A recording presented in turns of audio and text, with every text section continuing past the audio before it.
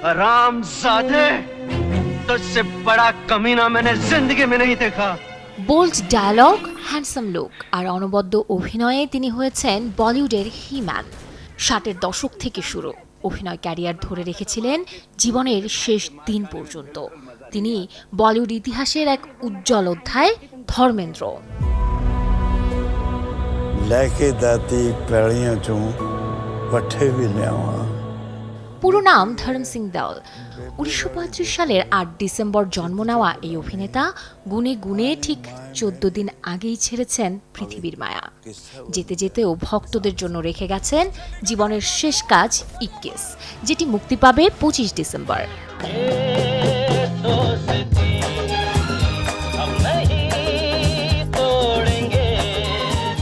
1960-এ দিল ভি তেরা হাম ভি তেরা সিনেমায় বড় পর্দায় অভিষেক। পরের বছর শোলে দিয়ে ব্যাপক সাড়া জাগান সিনেপ্রেমীদের মনে।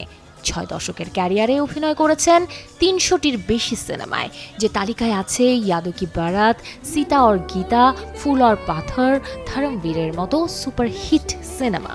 নতুন এবং ফিরে আসা গ্রাহকদের জন্য নগদে চলছে ক্যাশব্যাক সহ প্রতিদিন হাজারো উপহার জেতার সুযোগ। হবে আশা আর ফেরা, সারপ্রাইজ সেরা।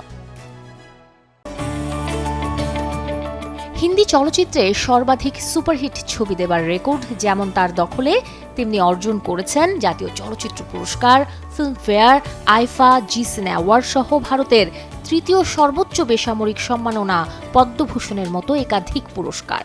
मेरे मन मंदिर में तुम्हारे ही प्यार का दिया जल रहा है।